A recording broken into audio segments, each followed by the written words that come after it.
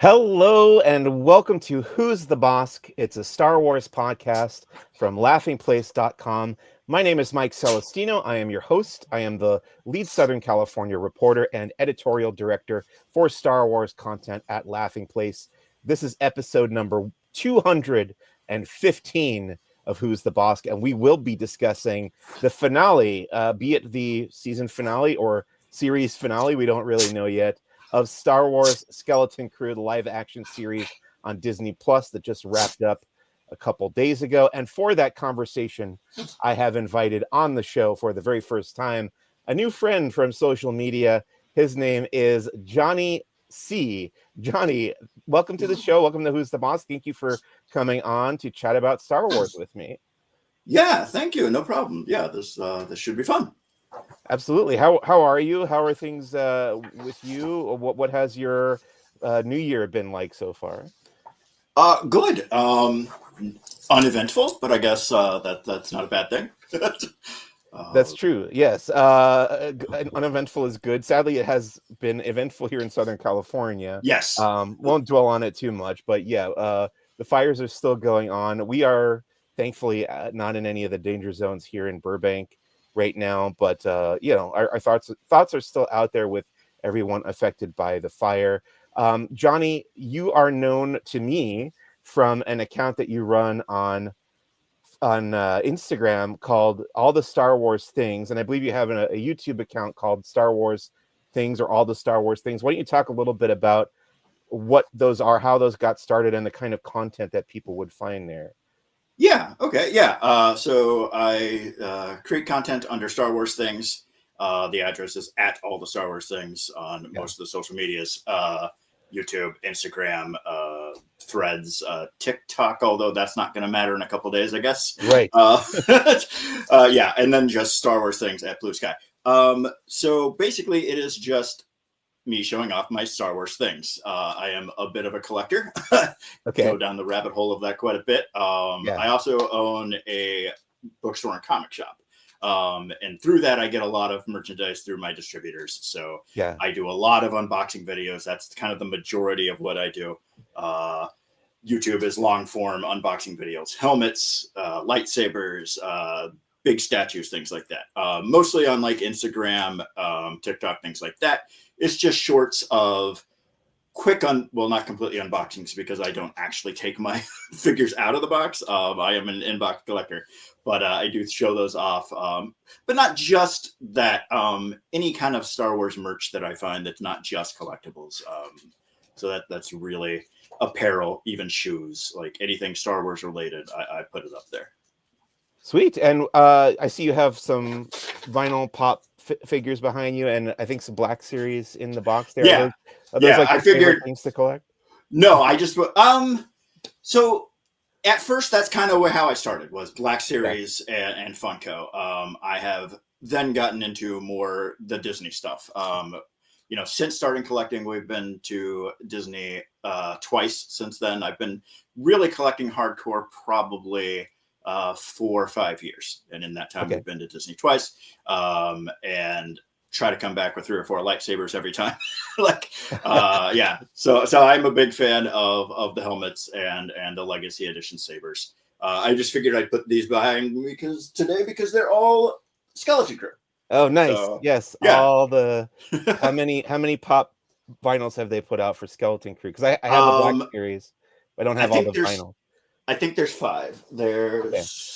So there is Jod, Neil, Kim is a Funko site exclusive. Oh wow! And then Wim, KB, and Fern I have back there. And I think that's all they've made so far. There's no Kim in the Black Series yet. I hope they do. No, and I've not gotten. So I've ordered.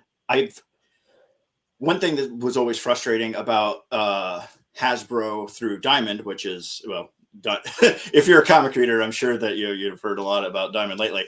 Them just filing for bankruptcy, so that's fun for me as a retailer.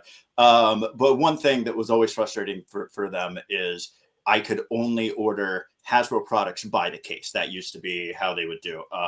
And then in the last year and a half, I can actually start ordering figures separately. So I actually do that for myself, just so I'm paying wholesale price. And they haven't sent me my Neil yet, which is sad because I love my boy Neil. But Who doesn't love Neil? As a reminder, we are recording this live on the Laughing Place YouTube channel. If you would like to comment along or ask any questions, we'll be happy to address them. Such as Austin Henry here says, the finale skeleton. And he's got little emojis of skulls and skull and crossbones there. So, yeah, we will be talking about the Skeleton Crew finale in just a little bit. But first, Johnny, it's your first time on Who's the Boss, so I have to ask you the 5 Star Wars questions, and this is where we Alrighty. are kind of the baseline of your Star Wars fandom. Are you ready for these? Yeah, let's go. Okay, number 1 of the 5 Star Wars questions. What is your earliest Star Wars memory? Okay, well, I will first start off by telling you what my earliest Star Wars memory isn't. Okay. So I apparently have seen every single Star Wars film in theater except for the first one, except for A New Hope. Okay. I do not at all remember seeing Empire Strikes Back as a child because I was like 5 or 6 years old. Okay. So I have been told by my father that he took me. And so that's my first experience, but it's not a memory because I don't remember it. Yes. For some reason, the first theater experience I remember is E.T., which was a couple years later. But my actual first memory that I actually can call back is my aunt lived out on a farm, and one of my cousins had the Darth Vader case for the original Kenner figures. And any time that we went to my aunt's farm, the choices of toys were either toy tractors or my cousin Shannon's Star Wars figures. And, you know, I think I got into the toys because of him before I ever remember seeing the movies. So it is kind of funny that my first Star Wars memory is of action figures and not, you know, the movie themselves. So I feel like that's probably true of a lot of people of our generation. I think you're a couple years older than me. I was born in late '79, but you said you were alive when the original Star Wars came out. I was born in '76. Yeah. Okay, so yeah, that's a great one, and yeah, definitely like toys would have had a big impact on us as the kids. That's how I didn't start collecting Star Wars toys until the '90s, but that's how I came to know all the characters' names, like even like the background characters. You know, I just remember what the toys were called. Yeah, go ahead. And for me, it was always the weird ones too. Like my favorite, for some odd reason, my favorite action figure when I was that age was General Nadine. I don't know why. I don't know if there's a suit, the beard, whatever, but I love me some. Yeah, he's got that nice like crisp blue undershirt right under his gray kind of like tan uniform. Yeah, that's a good figure. Okay, number 2. Who would you consider your current what is your current favorite Star Wars movie or TV series and why? Oh, that's I don't know about current. That's the monkey wrench there. So I say my favorite 3 are Empire, Last Jedi, and Attack of the Clones. So those are kind of my holy trinity. So one from each trilogy. Yeah. It's always weird. I used to always say that my order of Star Wars films were the same with each trilogy. It was 2, 1, 3.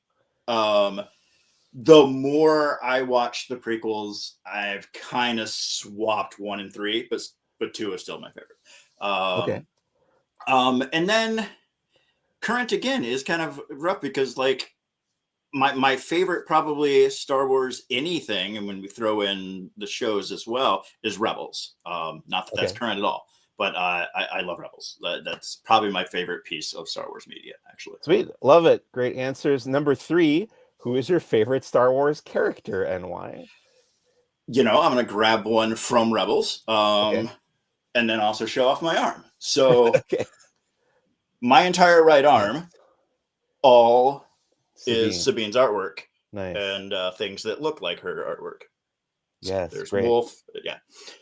Canis Jageyes. Yeah. So we'll go with Sabine. Also, being an art kid myself, not only do I sell comics, I used to actually work in comics. I've been published in a few smaller anthologies as a cartoonist, as both a writer and an artist. So, you know, kind of latched onto the art character of that show. Okay. I have to ask you, since you're a Sabine fan, what did you think of her transition to live action in the Ahsoka series? I thought it was great casting. I that that show I think took a lot of adjusting for me and a lot of uh, fans of Rebels, because I feel like at first everyone just expected the those characterizations to just translate one for one, Right. and people were like, this doesn't feel, but like I'll push back against that, because we're talking a really large span of time where things have happened, and we got glimpses in it of we know there's your drama between Ahsoka and Sabine, and we know that how they're going to behave is going to be a little different. So I think that Natasha did an amazing job of translating who Sabine would be at this point in her life. So Okay. I was a big Great. fan. Yeah, definitely can't wait for more of that show, hopefully coming up within the next year or so. Let's talk about number 4 of the 5 Star Wars questions. Let's say you lived in the fictional Star Wars universe. Where do you think you would fit in? What faction would you belong to? And the examples that I always list off are the Jedi Order, the Sith, the Rebel Alliance, the Empire, the Bounty Hunters, the Smugglers, the scum and villainy hanging out in the cantina, or anything else you can come up with. What do you think, Johnny? Where would you fit in the Star Wars galaxy? So one would hope that I would, say either Jedi or Rebel Alliance, Yeah. I don't think I have the personality to be a Jedi Knight. I think, I'd probably be a very Sabine-like character in the Alliance. Okay. So a rebel among the rebels. Yeah. Love it. Number 5, the 5th and final of the 5 Star Wars questions, is called Impression or Possession. This is where I ask my guests to do a Star Wars impression, or you can opt out and simply tell me about a favorite Star Wars possession that you may own. What do you think, Johnny? Which one would you like to do? So I do a fairly decent Wookiee. I'm going to spare everyone that and not do it. And plus I feel like me with what I do and in my content, that possession kind of needs to be the answer. Okay. So as I was telling the story earlier of my cousin's Vader case with figures, I never had one of those. I wish I did. I just never had the plastic case. I did have a lot of the figures. And then I got married. We've been together about 10 years, almost like 8 years ago, about seven, I don't know. And my brother-in-law has the C-3PO case. It was down in the basement somewhere. They're like, oh yeah, once they found out that my in-laws found out that I was a big Star Wars person, they were like, oh yeah, Paul's got, one of those somewhere in the basement. And then a couple Christmases ago, my mother-in-law was cleaning out the basement and gifted me. Ooh. Yeah. So finally, it's not the Vader, but it is 3PO. Yeah. So that's does it have really all the cool. stickers? Yes. Little Ewoks falling out everywhere. Just flip it over. Wow. Yeah. Very cool. Like fully loaded. Like even the capes, like the plastic capes, they're not torn. Like I was just really impressed with the condition of them. And, nice. That's a thing that I thought was cool. We're also just, because I'm sure my wife will watch this and I want to, earn some brownie points. Our droid that we made at Galaxy's Edge together. Do you have a name for it? No, I don't think we ever named it. Okay. Which is something we should probably do. But yeah, no, this is the thing we made together. So, nice. There's reasons. I figured those would be better than your normal kind of generic. Yeah, no, I like them a lot. Favorite helmet. But, since I am surrounded by nothing but lightsabers and helmets, I will show off. This is my favorite lightsaber, which is Kanan's. Nice. It's just such a nice looking, I love the guard, and it's just a cool looking. And that's from Galaxy's Edge? Yep. Yeah. And then my favorite helmet that I own is Anakin's Pod Racer helmet. Oh, that's nice. With the goggles flip up? I'm sure they do, right? Yep. Is that an official thing, or is that like fan made? No, it is official. Okay. It, I assume, came out around the time of the movies. But yeah, it's a Neat. It's Oh, that's not a very cool. handmade thing. Yeah. Yeah, I like it a lot. Picked it up at a flea market for like $50. Very cool. No, those are great possessions, great collectibles.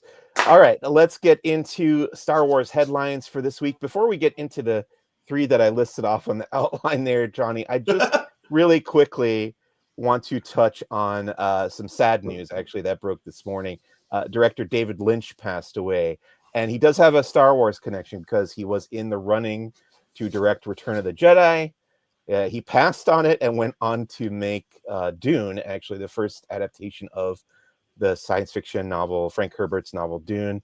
And I consider myself a casual David Lynch fan, but I've always wanted to get into his films a little bit more, and I hope that his passing kind of inspires me to take a little bit more of a deep dive on his stuff. I've seen a bunch of his movies and I've really liked them, but I want to be like a super Lynch fan because I do really enjoy the stuff of his that I have seen. What about you, Johnny? Are you at all into David Lynch?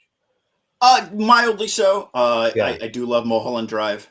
Great yeah. film. My wife is much more than I am. Okay, Loves Twin Peaks. We She just woke up not too long ago. My wife is an emergency room physician's associate in the ER, and okay. Because a works weird, a lot weird, of weird schedule. yeah, Yeah. works a lot of 12-hour overnights. And when she woke up and we had dinner before I got on, I told her about it because she was sleeping the whole time, so not checking her phone. And she was like, "Well, that's the best Dune." She's not. She's a huge Dune fan. Her and her father, and they love the Lynch one, and are not really big fans of the current ones, of the new ones. Okay. So yeah. Yeah, it's Twin Peaks. Since you mentioned that, that's actually the Lynch stuff that I struggle with getting into the most because I've seen that first season probably 3 times now, and I just like it hasn't clicked for me. Like I have Yeah. friends who swear by that show, and I just like I need to know what everyone loves about this. I'm gonna try it again, and I know the revival show, the one they did for Showtime, I Yeah. think like a decade ago. That got a lot of acclaim, and I want to watch. I haven't seen that at all, and I know people loved that as well. So I think I'm gonna get back into Twin Peaks a little bit and see some of his other films that I haven't watched yet. So yeah, rest in peace to David Lynch. I was very sad to hear that. Anybody who's a creative talent like that, when they pass away, it makes me sad. And from interviews that I've seen with him, it seems like he was very passionate about being a creative person, and almost to the point where he didn't even want to talk. Like he wasn't interested in talking about it. He just wanted to make things, and he wanted people to appreciate them. And I'm glad that he got to do that for so long. Speaking of people who passed, unfortunately, Ray Stevenson, the actor, died after he had shot his role as Baylan Skoll in Ahsoka season 2. And this week we found out who is going to be taking over that role. And he's an actor named Rory McCann, and we know him best from Game of Thrones. He's actually a regular character on Game of Thrones named Sandor Clegane, or the Hound, a pretty prominent character on that show, which I enjoyed quite a bit. I thought he was really good on it. And yeah, to me, this is a good move. I think we were all worried about what might happen after Ray Stevenson died, whether they would write that character out of the show completely or if they would recast him. I think recasting him seems like the right move to me, rather than getting rid of him completely or trying to like recreate him with deep fakes or whatever like that. Yeah. I don't know. What are your thoughts on this, Johnny, on this news breaking within the last week? Yeah, no, this is what I hoped for, was a recasting. It seems way too important of a thread to try to write him off screen or be like, oh, he's off on this thing and we'll just kind of ignore that. Like, you need to continue with that storyline, and recasting, I think, is the right way to go. I was surprised, definitely not the name that I thought. I was kind of leaning towards more someone, like a Gerard Butler or something like that, that looked more, I think, visually. But with hair and makeup, I'm sure it's going to be fine. And I really do like the fact that they were actually good friends. So I think he's going to really take a lot of care in this role to kind of honor him. So I think I'm pretty excited about that. Yeah, I had heard that as well. I saw that somewhere that they were friends in real life. So yeah, it seems appropriate, and I'm sure he will honor the part and honor Ray Stevenson in his passing as well. Like you said, just want to say hi here to Justin Smith, who was on the show a couple weeks ago, saying R.I.P. I know he's a big David Lynch fan too. I've seen him posting on Instagram all day about the shock of losing him. Let's see. Comic books this week had one Star Wars comic, Star Wars: The Battle of Jakku, Last Stand #3. I've been kind of lukewarm on this series, no pun intended. This one, this is the penultimate issue in the whole Battle of Jakku, like macro series of 12 issues. And I think it's finally picking up steam for me. Issue 11 out of 12 is when the Battle of Jakku actually started. And I thought it just took a little too long to get there. Yeah. But it's good stuff right now. I am enjoying it more than I was in previous weeks. Have you been reading this too, Johnny? I am rather far behind. Okay.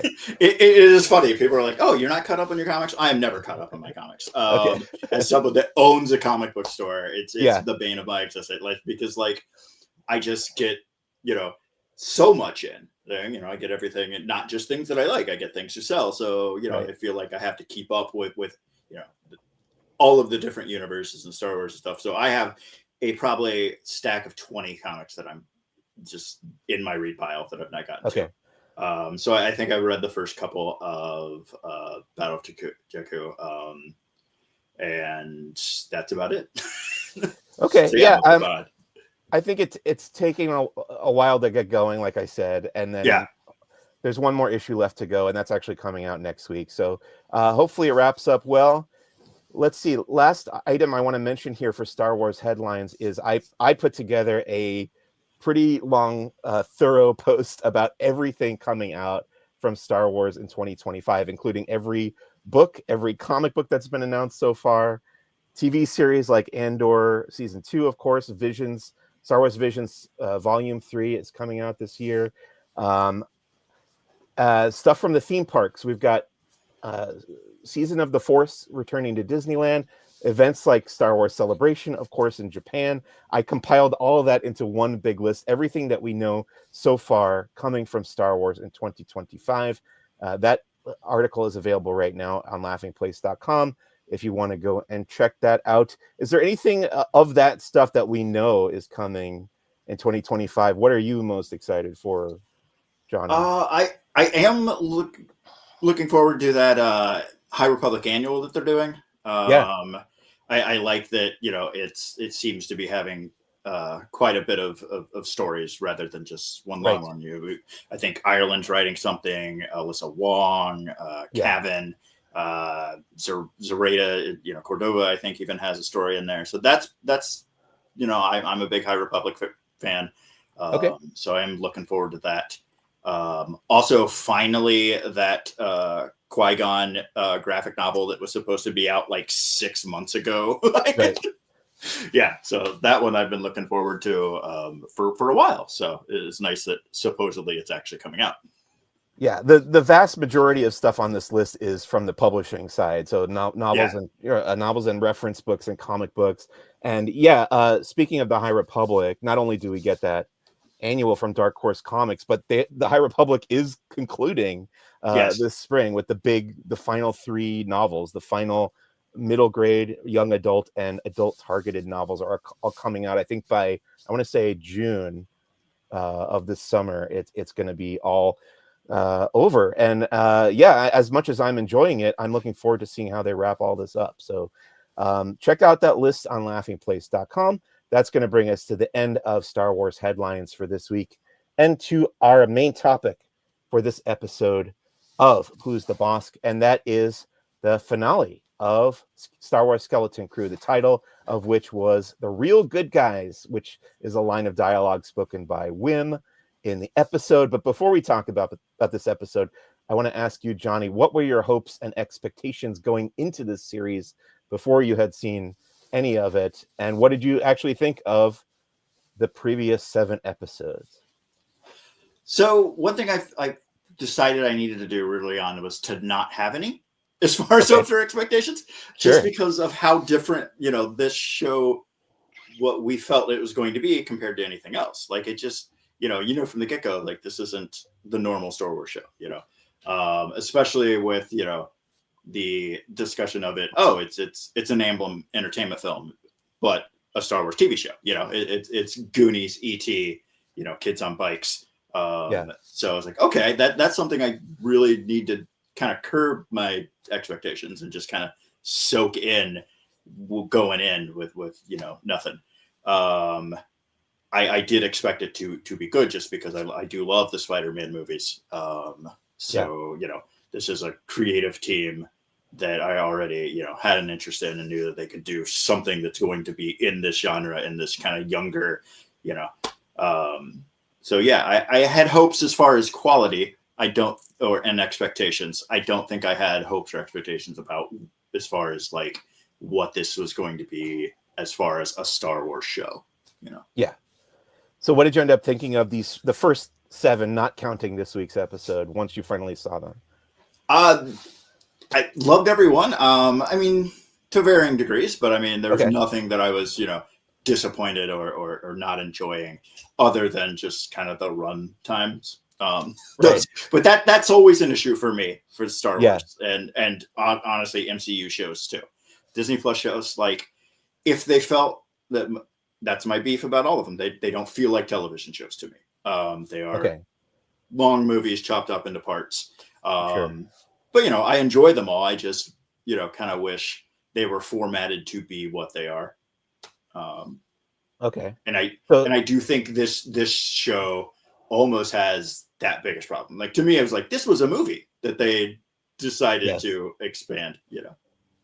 So did Andor appeal to you a little bit more because those episodes were longer? And there were more of them. There were 12 rather than 8. 12 episodes. Yeah. No, if I had my way, all of these shows would be 22 episodes, 45 minutes apiece. They would all be Buffy and Angel and West Wing and Gilmore Girls. Right. Yeah, that period of television feels like the ancient past now at this point. Like it's been a while since we've converted over to kind of the BBC strategy of shorter seasons, more infrequent. The shorter episodes thing, I'm kind of on the fence about it because I'd rather always be left wanting more. But at the same time, I get it. Like you're invested in, and it's like, oh, it's over already.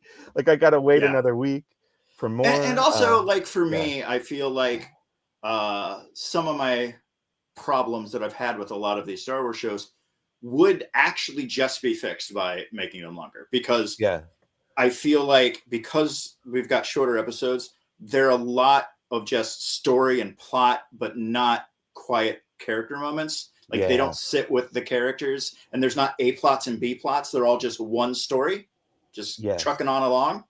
And I do think that, if we had longer episodes that would have kind of A plots, B plots, a little more moments with character interaction, and feel a little more full. I totally agree with you, especially that episode where the kids visited, was it at Akron? And Neil made friends with, I think, what's her name? Hannah? Yes. If they had spent more time, if they had invested a little more time in there, because by the time they say goodbye, there's this like tearful moment there, and I just didn't feel like it was earned. And I just wanted them to have spent more time together. And exactly what you're saying, more quiet character moments. I think I totally agree with that critique. This week's episode, the finale, was titled The Real Good Guys. It was directed by John Watts, of course, the co-creator of this series and director of the recent Spider-Man trilogy, including No Way Home, the most recent one. Written by Christopher Ford, again, with John Watts, who co-wrote Spider-Man Homecoming together. The director of photography or cinematographer was Sean Porter, who did the movie Green Book, and the editor was Andrew S. Eisen, who has previously worked on The Mandalorian. Let's talk about the finale. What were your initial thoughts coming out of this episode, Johnny? I really enjoyed it. Really good way to wrap up. Again, kind of back to what I was saying. It felt like, did it feel like to you that it was the end of a movie? Like it felt like the end of like the third act of a film. And it didn't feel like a television series finale. But that's fine because this is a show. Then I complain about it, like, oh, I wish they were longer or whatever. But like, anyway, anytime I'm going to consume these shows in the future is going to be basically in one sitting, maybe two. So Okay. I'm going to watch them as a movie. That's Yeah. kind of what we do. I feel like, I say this a lot as a comic shop owner. I feel like society, we're just trained to binge. Like we want trade paperbacks. For me personally, I sell way more trade paperbacks and hardcover collections than I do single issues. Okay. And that's because I feel like people just want to consume their entertainment in chunks. People don't really watch the show on Wednesday night unless they have to. They would, rather Netflix it, and binge 8 episodes in a row. And so I feel like these shows are kind of formatted for that. They're really kind of bingeable. Okay. It's funny you say that because I grew up reading comics, and I think my experience as a comic book fan influenced the way that I consume not only TV, but also like books. Because the way my mind works is I like to read a little bit of a book and then go on to another book and then come back to that book later. And I'll do that with TV too. Like I don't think I really binge a lot of TV. I'll watch an episode and go watch another episode of a different show and come back and bounce back around. And I think that comes from comics because I was reading those that makes sense.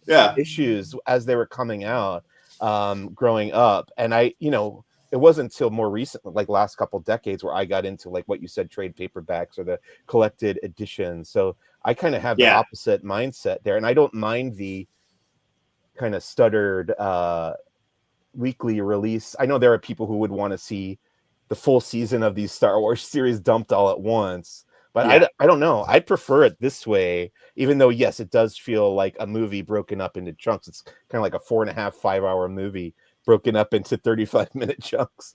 But I do feel like I do appreciate that it is weekly in that we can do this. There's discussion. We have a whole week to make videos and analyze and break down and watch all of Alex's explain videos and I didn't catch this or that and then debate it. So that part of it is really fun. But I do feel for like it is, especially like let's say Book of Boba Fett. Like I've probably seen Book of Boba Fett maybe 8 times since its release, and almost always I just power through them.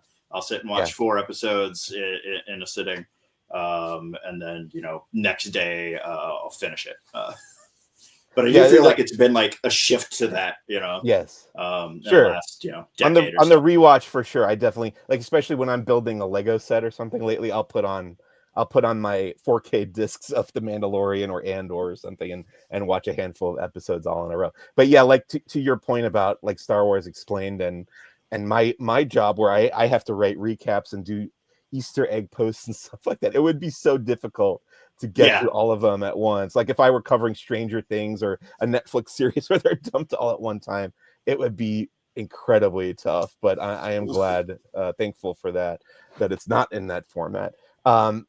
Let's see.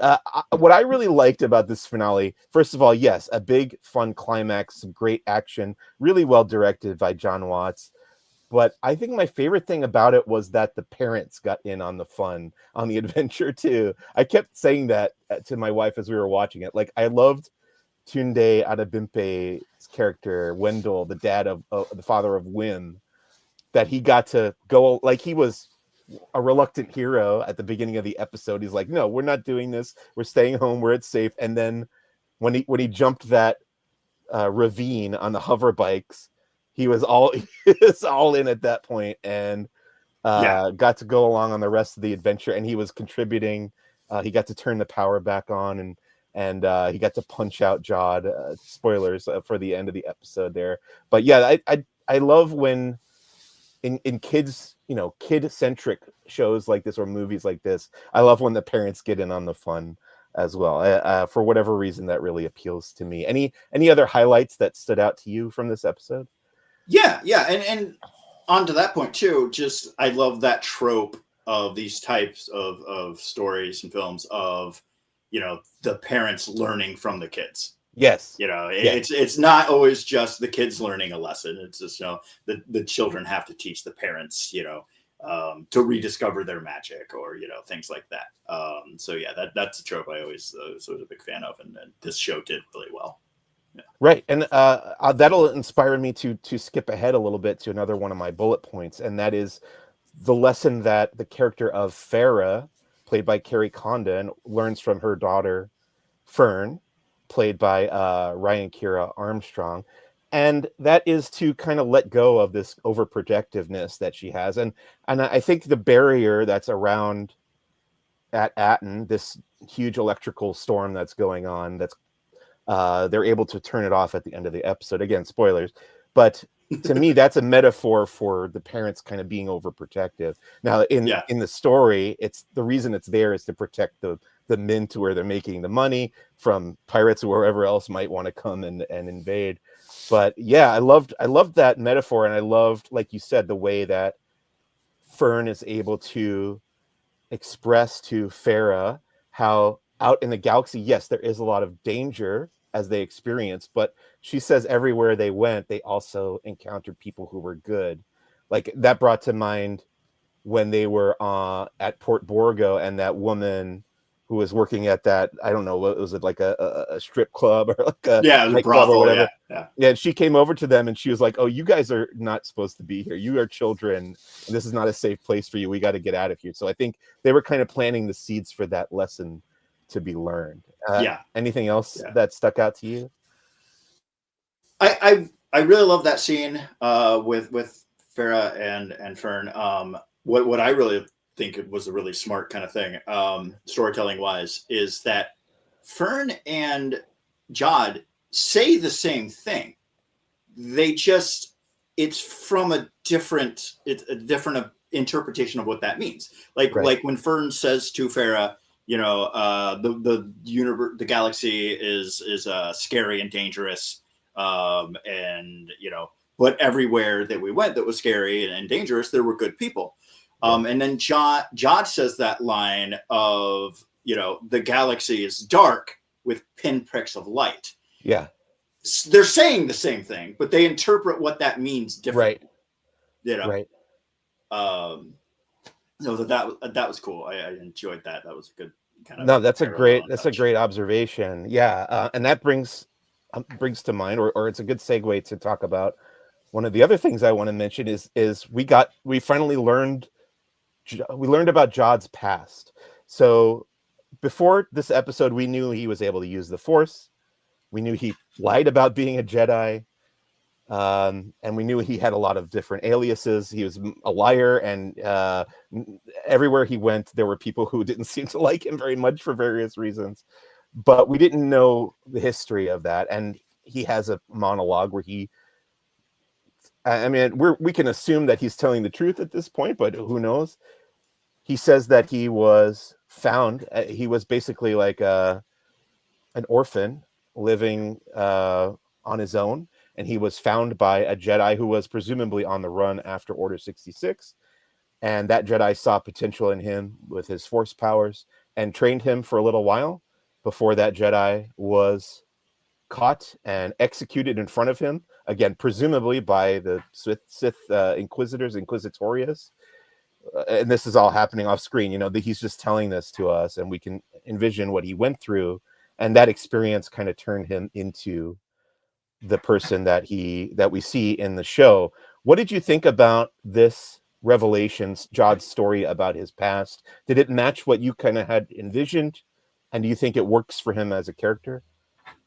Yeah. I mean, I don't know. Throughout the show, I kept going back and forth. Like two things I kind of noticed is everything that he used the Force on was metal, and he always had gloves on. Okay. Like we never saw his bare hands. There was always a glove. It was always metal. So I'm like, in the back of my head, I'm like, what? Is it all a trick? Is he a Jedi? You know, was he a survivor? Like, I never landed on an origin for him because of I just felt like they were just kept throwing things like, oh, we're not going to let you know. And so I feel like this was satisfactory. I enjoyed it. I liked that, one thing I think the show did really well was, and it's something I think Acolyte did really well, is all of these misdirections that we as viewers thought were mysteries and things to figure out, and none of them were. Like, they're like, oh no, everything that you think, that's what it is. It's gonna be exactly what you think, and yet it all worked.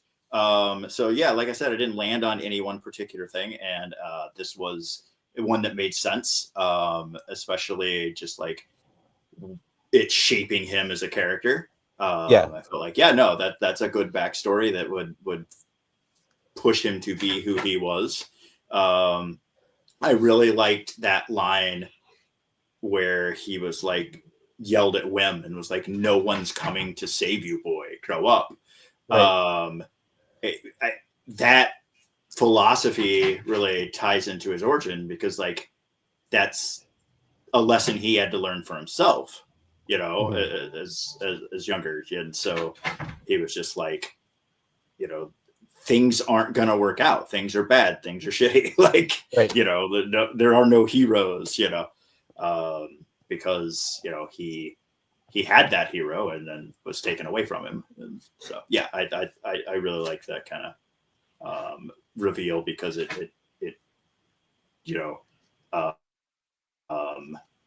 really laid the groundwork for who he is as a character, because of, that specific thing that happened to him. Yeah, I agree. I think it was a satisfying reveal. It wasn't exactly what I had thought. I shared the opinion with other people that he probably had like washed out of the Jedi Academy. But this works for the same reasons, I think. Other information that we got in this finale that we were curious about, some dangling questions that were answered, were kind of the history of Atten, and specifically the nature of the supervisor, who turned out to be a giant droid, which, it is kind of a little bit of a Wizard of Oz thing. The fact that it wasn't a living being. This planet is overseen by a very, a droid who's very strict about the rules. And that's, again, another metaphor, I think, for things having to loosen up a little bit at Atten.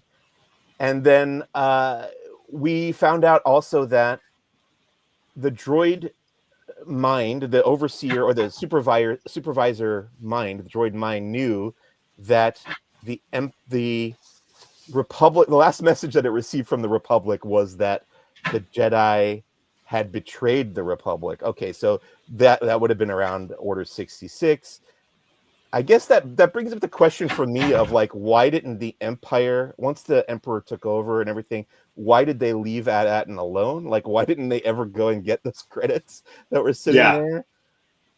That's kind of the unanswered thing for me at this point. I don't know. What did you think of all this stuff that we learned about the Atten as a planet and the supervisor as the character? The supervisor as like a giant astromech head. Yes. Like, yes. When it turns around, I'm like, oh, that's an R2 unit. Yeah, but he has like a HAL 9000. Yeah. I don't know. I think again, a lot of this show is kind of, the classic Star Wars iceberg storytelling. Right. What we're just seeing is the tip, and we'll see everything that's underneath in books, in comics, in another medium. I have a dog barking at the door. Okay. Get in here. Okay. Yeah. He doesn't like to be locked out when I'm in here. No problem. So come here, Bear. Say hi to everyone at home. Hello. Okay. So Bear comes to the store with me too, so he's in all the unboxing videos a lot of times. Great. I think, it's kind of that iceberg storytelling that Star Wars always does, where it's like, oh, we're just going to kind of mention, and then we'll get to that later. A lot of times they treat it as like, oh, it's not important that you just, we're telling the story, and these are things that, will add to the story, but they're not like crucial. Like you said, the whole like, wait, did Palpatine not know about Atten? because why wouldn't he, keep it around now as the Empire? Right. Maybe it was just like something that, he really didn't pay attention to or wasn't aware about. Like, he doesn't know where the money's coming from. It's just coming. So yeah, I'm not really sure.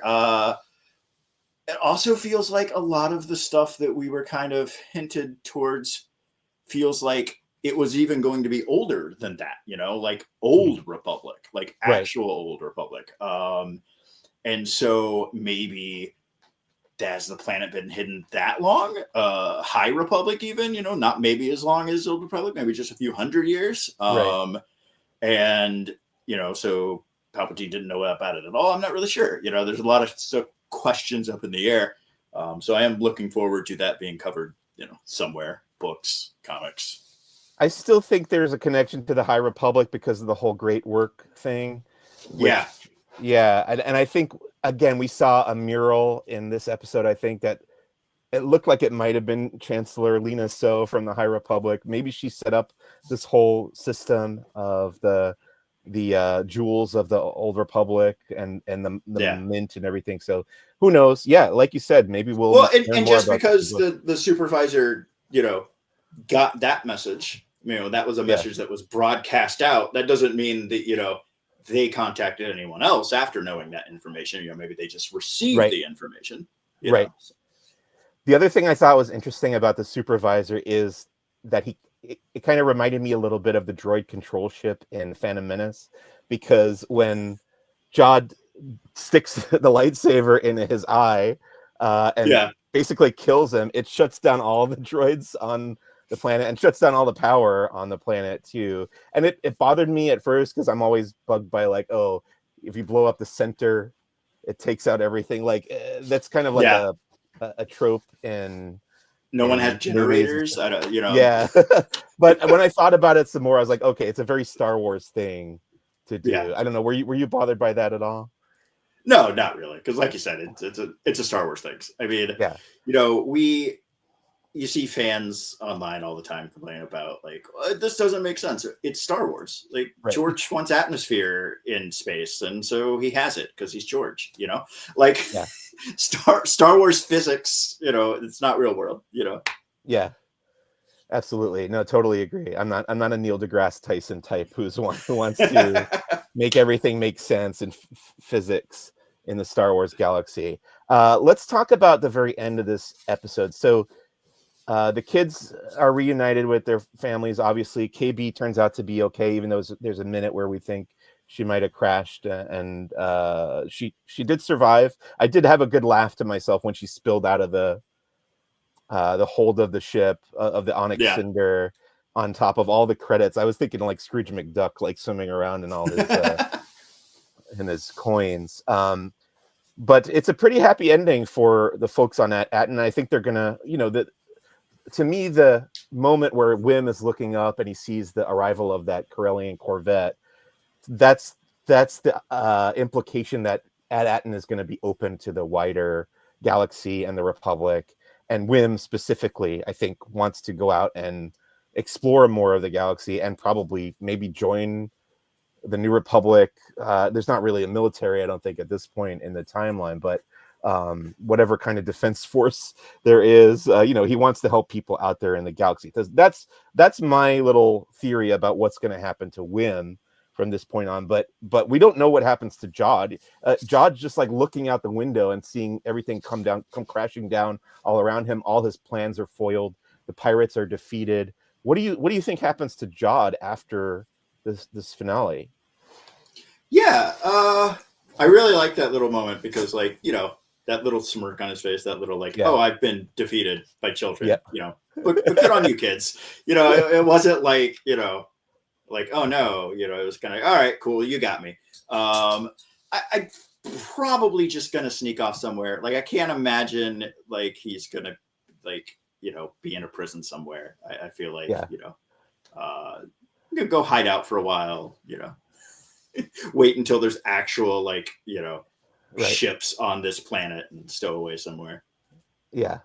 And I guess that brings me to the question of whether or not Skeleton Crew will receive a second season. I've seen John Watts and Chris Ford say multiple times in different interviews that they would love to do more, that they have ideas for more, and that they planned to age up the characters along with the actors, because obviously these kids are getting older and it's been a couple years since they shot this. So if they did another season, the kids in the show would have to be a bit older. It's sort of like Stranger Things, although I think the real life actors in Stranger Things are much older now than their characters are. But what do you think? Would you like to see more Skeleton Crew, and do you think it'll happen? I would, yeah. I would like for it to be on an actual, network, cable, I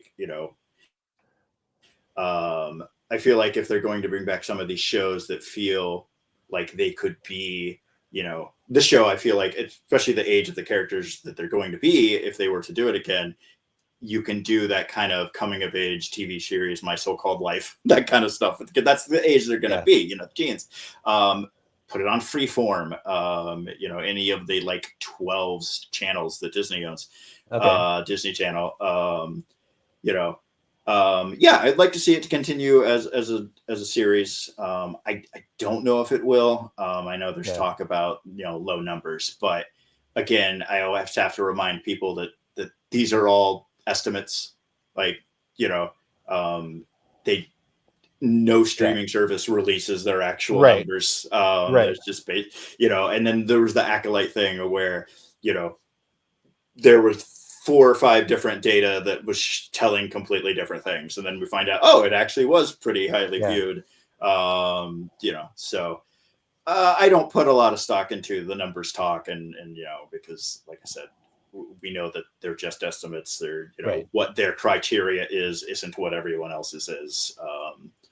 And so I don't know if there will be. I would think with the creators that are involved, they'd be kind of dumb not to. If you've got those 2 guys wanting to do a show, let them do a show.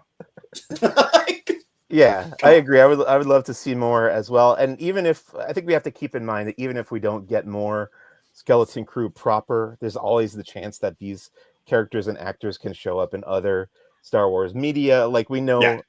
The Mandalorian and Grogu movie is coming out next year, but they've already announced this Dave Filoni movie that is supposed to be the big wrap up of all the Mandoverse stuff. So theoretically, we could see Boba Fett and Fennec Shand in that.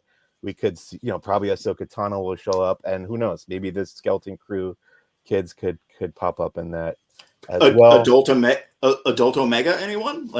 Yeah, there you go. Bring it all together. Yeah, that would be awesome. Something I wanted to ask you that I kind of skipped over. Was there anything that you did not care for in this episode, or maybe about Skeleton Crew in general?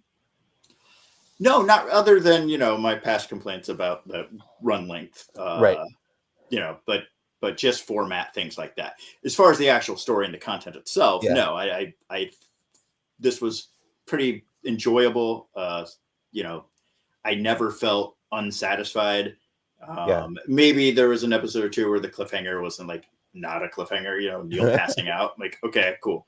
But again, that almost is more about structure and format and them trying to have to find an end place. But no, as far as the story goes, not at all. I really, there's nothing that I was like, oh, that doesn't work for me or anything like that. Okay. It's just, and plus, I just love these type of stories. Goonies, E.T., Stand By Me. These are just movies that I grew up on. And, me too. That's kind of what this was. So it worked. Great. Yeah. Since you mentioned cliffhangers, last week, the episode ended with Jod igniting the lightsaber, and the families are all kind of standing there it's a very threatening moment. I was a little miffed by the way that got resolved this week. That was a little nitpick that I had. So it reminded me of the TV show 24, and I always had this problem with 24. I don't know if you ever watched that, but there was an episode I think where Kiefer Sutherland's daughter got trapped in a bear trap, and that was the cliffhanger at the end of one episode, and then within the first minute of the next episode it was resolved. I just kind of wish they had addressed that a little bit differently, because the way they did away with that cliffhanger was they just had it be his way of demonstrating that he was a Jedi or an emissary. Yeah, Instead it was of a little weird. yeah, that was my little nitpick about this episode. Otherwise, yeah, I am pretty satisfied with the finale. This threatening man is standing here Yeah. with a blade, and then we're just like, "Oh, emissary, how can we help Right. you?" Yes. Yeah, but other than that, I had a lot of fun with it. I thought it worked really well. Again, John Watts really nailed the direction in both the season premiere and the finale. So he's a very strong filmmaker, I think, and I would like to see him make more Star Wars. I hope that he gets to. Um, Anything else that you would like to say about Skeleton Crew before we wrap up here, Johnny? Another thing I think I need to point out as far as like me being happy with it is just the acting from these children was just like amazing. Like we had literal 10-year-olds just giving scenes that I just couldn't believe. Like I was like, okay. Yeah. And we've had some rough child acting, and it's never their fault. No. I don't blame the kids, but there's been some examples of not so great child acting in Star Wars before. And really, there were a lot of scenes in Skeleton Crew where I was sitting there going, this kid is a great actor. And a lot of it has to do with the direction as well. And it seems like John Watts is a very good director of children. And Bryce Dallas Howard and did great in her episode too. Everybody really turned in a great performance and great directing of the actors. So really commendable for that reason as well. Skeleton Crew, it's all done for now. Very happy with it. Check out the full season on Disney Plus. I don't know why you'd be listening to this or watching this if you haven't watched it already. Let's wrap up our discussion of Skeleton Crew and get into our final segment on Who's the Boss. It's called First Steps into a Larger World. This is where we talk about the media that we've been consuming and or enjoying outside of Star Wars. My example this week is a video game. I've been playing the relatively new, I think it came out maybe 4 or 5 months ago, Legend of Zelda, called Echoes of Wisdom. And this is the one for the Nintendo Switch that you actually play as Zelda instead of Link. And I joked to my wife that it should be called The Legend of Link, since now you're playing as Zelda. It's a very, very fun game and really clever in its mechanic, because this whole thing of the echoes in the title is your magic power sort of is to make copies of every object or item that you come in contact with, and you can use those along on your adventure, including all the enemies. So if you defeat an enemy, you can make a copy of that enemy and then like sick that enemy onto another enemy, and it's so much fun. I really highly recommend it. I'm just kind of still getting into it. I haven't really I think I'm maybe 1/4 of the way through the whole game right now, but loving it so far. That's my choice for this week. What about you, Johnny? Anything that you've been watching or reading or playing lately that you would like to talk about? I have a backlog of books I've been reading. I'm like halfway through Shadow of the Sith. I think I am in Cataclysm in High Republic right now. So I do like kind of what you mentioned is like, because I am a bookstore. I'll get a new book in, and it's Star Wars books. I always order 2 copies. Okay. One for the shelf, one for myself. And so like I'll be, halfway through a book and a new book will come in that's like, I guess what you call regular timeline Star Wars. I'm like, as I'm in High Republic, and I'm like, oh, maybe I should start reading this so I'm not far behind everyone else. And, I do that. And then all of a sudden I have 4 books that I am like 8 chapters into. So those are the 2 books that I'm reading right now. Really outside of Star Wars?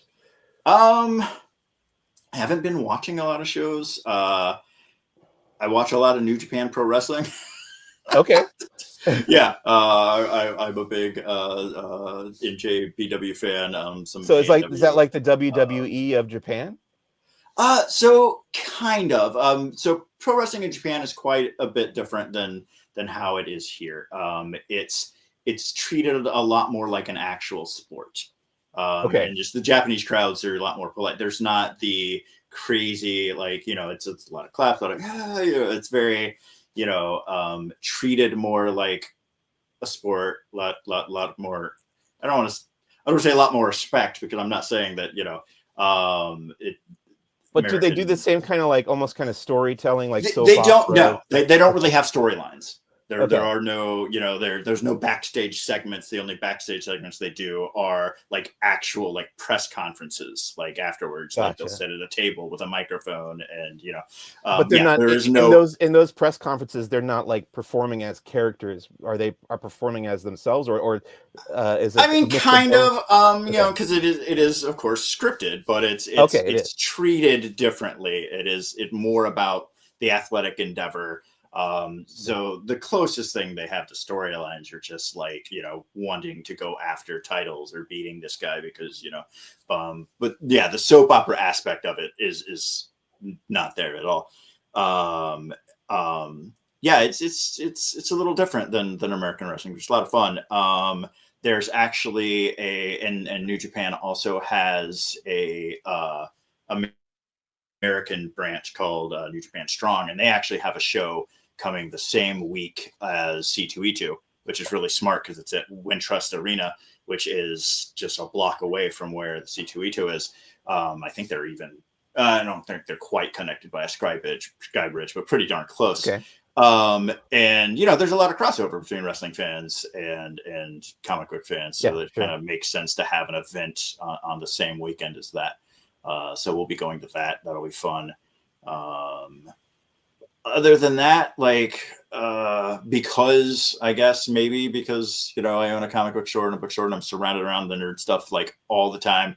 Like when I'm at home, I watch Food Network and HGTV. That's totally fair. No, I totally get that. I work for a Disney-focused news website, so when I'm not working, I watch like horror movies and stuff that's like not Disney related at all. Yeah, my wife is a big horror fan, so we go to a lot of horror films. She takes me. We just went and saw Nosferatu. There you go. I enjoyed that a lot. Me too. Cool, great. Yeah, thanks for telling me about the Japanese wrestling. I didn't know about that at all, and I'm looking to learn a little bit more about Japan because, as you know, Star Wars Celebration's coming up in just a few months, so I'll be there for that. Very excited. All right, that's going to bring us to the end of this week's episode of Who's the Bossk. Big thank you to my guest, Johnny C. And Johnny, let's tell people again about all the Star Wars things, or the Star Wars things, whatever you want to say, and direct them to where you want them to go to check all this content out. Thanks. So all my videos are mostly just merch and collectibles. You can find me at all the Star Wars things on YouTube, Instagram, Threads, and TikTok while it's still there. Blue Sky, just Star Wars things. Please come check me out. Like, subscribe, all that good stuff. That'd be awesome. Sweet. Yes. And I've enjoyed interacting with you on Instagram. So thanks again for coming on the show. Really appreciate it.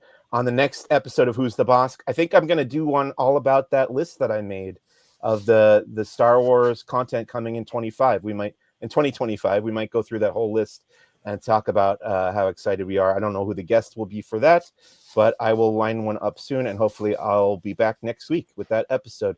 As for the time being, please visit laughingplace.com for all your Disney news and opinions. I'm on Instagram at Who's the Bossk Pod.